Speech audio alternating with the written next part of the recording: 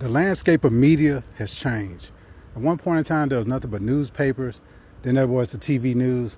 But now, everybody's online, telling this and telling that, giving information, misinformation, misguiding people.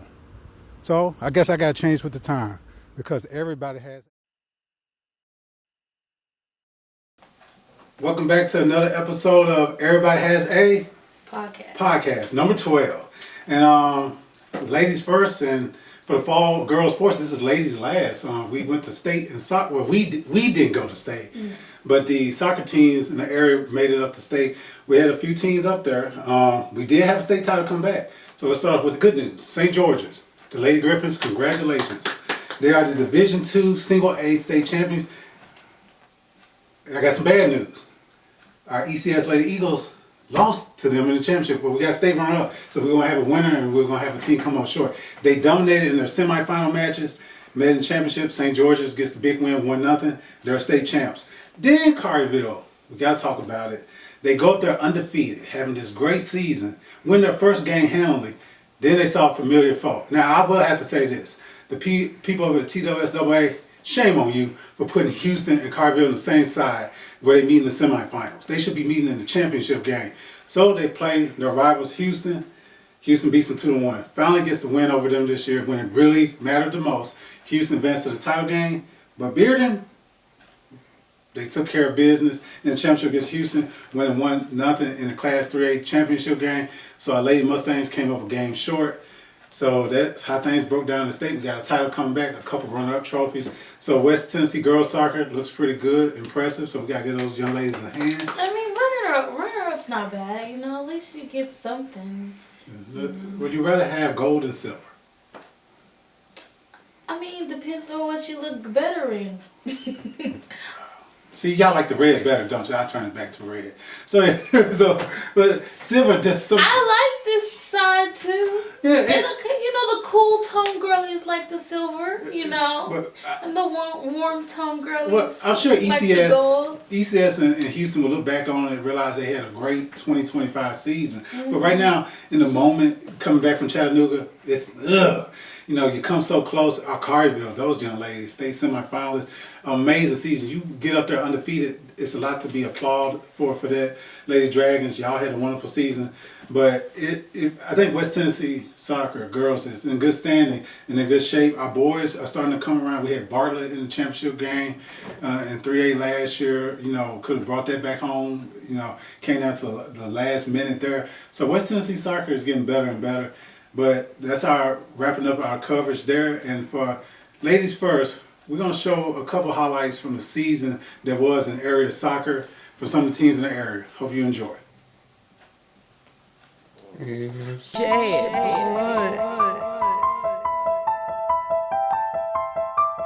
love a trap nigga.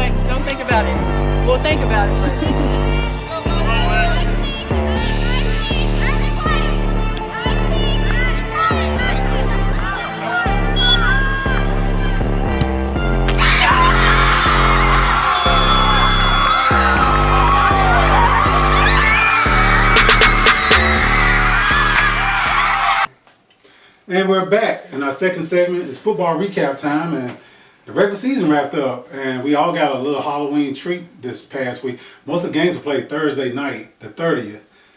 Most of the games. So a lot of games were taken care of then. Then we had a couple games on Halloween night. You were working the 30th, so I got a chance to check out Millington senior night against Ridgeway. 4th place in Region 8-4A was on the line. So the winner gets in, and your reward is South Gibson. The loser, season's over. And Millington, deservedly so, picked up a 33-2 win. Cole Hawkins, looked good in the quarterback position.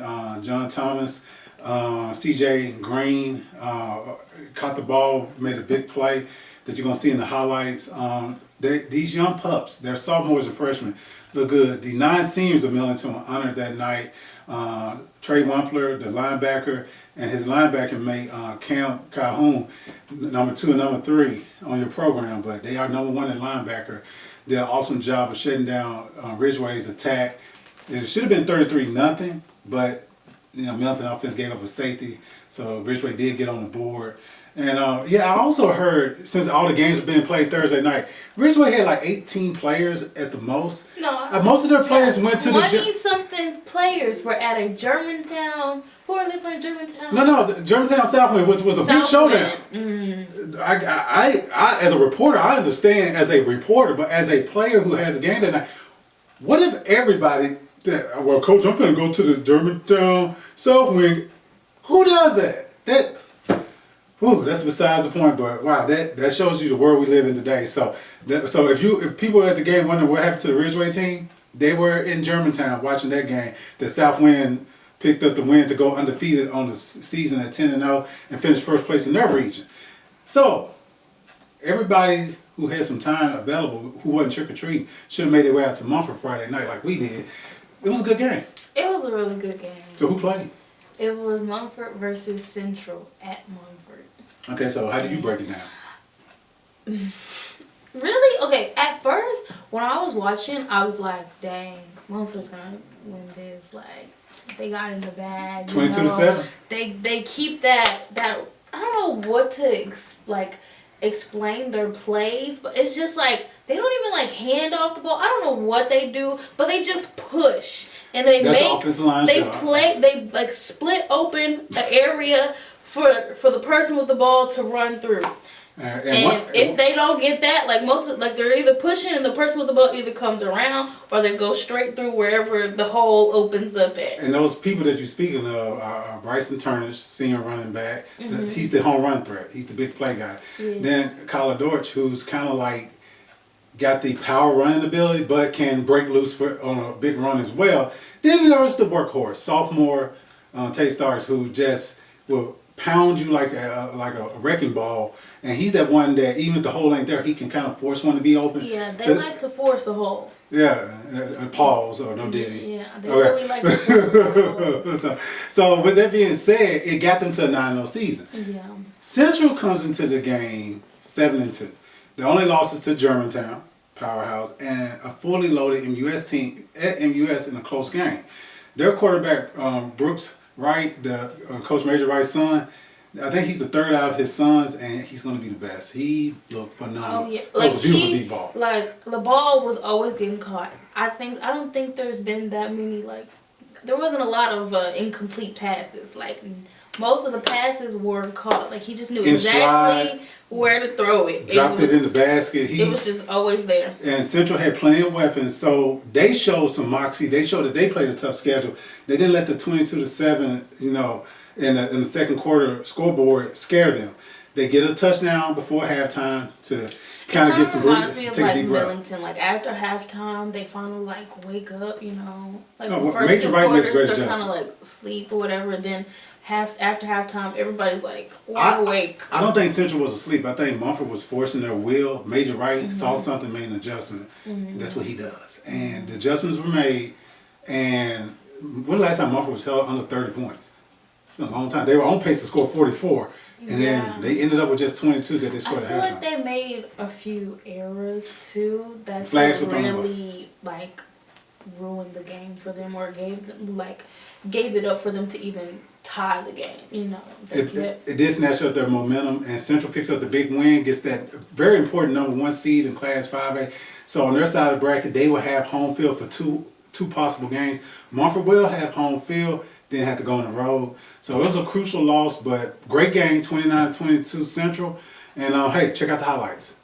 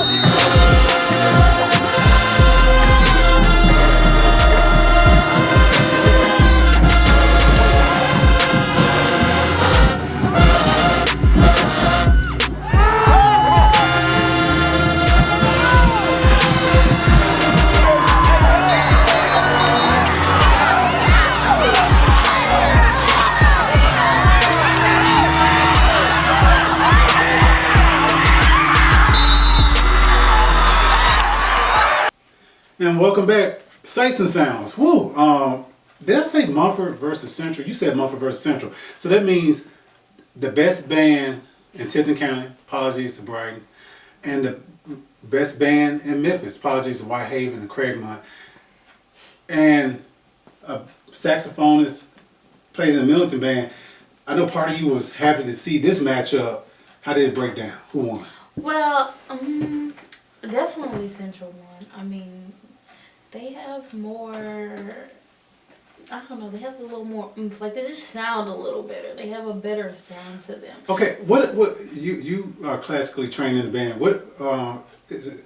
HBCU style? What are they called? Yeah, it is HBCU style. But honestly, I kind of feel like theirs is still like Memphis too. Like, you know, like the University of Memphis, like they kind of sound like them too. Like, it's not like, now it's HBCU style because like they do have like the dancers and the drummers are like marching out like all that and stuff. So it is HBCU style, but it's still kind of. What's the biggest instrument difference between a traditional band style and an HBCU band style? What's the instrument difference? Wait, what's the biggest instrument difference? Because it sounds a little different. There's not. It's just very brass heavy. So it's very like tuba, sousaphone, the HBCU style, trumpet, trombones. It's very brass heavy. Their music are very brass heavy. It's like they could be playing background for Beyonce.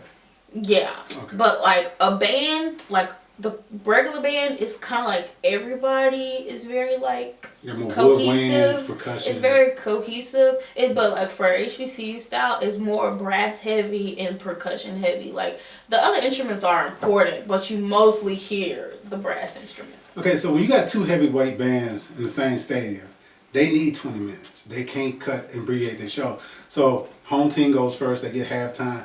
Mumford performs theirs with the sights and colors. I'll be completely honest. I can't remember a single thing about Mumford's performance. Oh wow! Like, wow.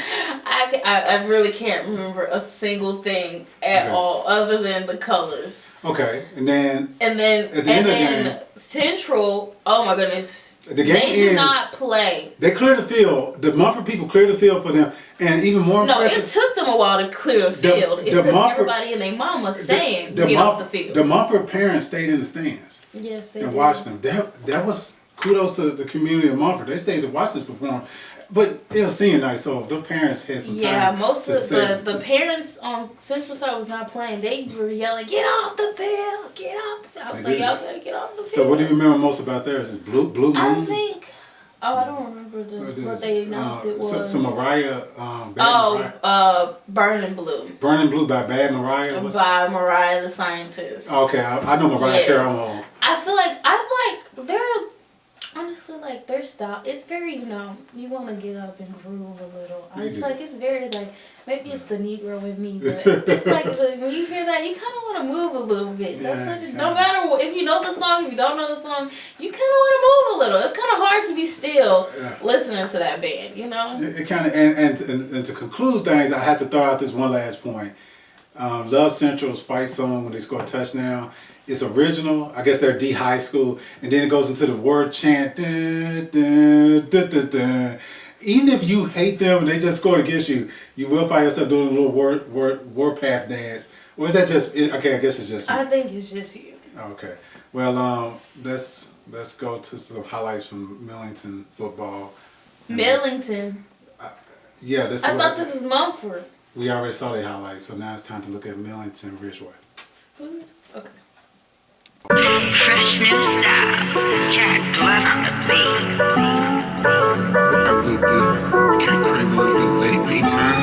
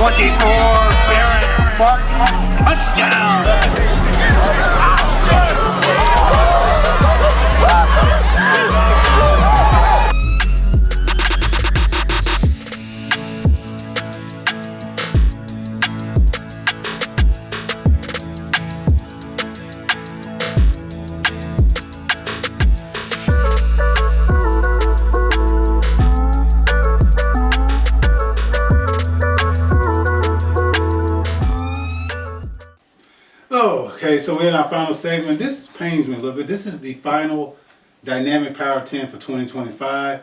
Now, my daughter just asked me a question. Is it last team standing comes from the playoffs. You have to at least make it to the state semifinals or further. So if you lose in the first round, second round, quarterfinals, there's no last team standing. But we have a team reach state semis or state or win it all.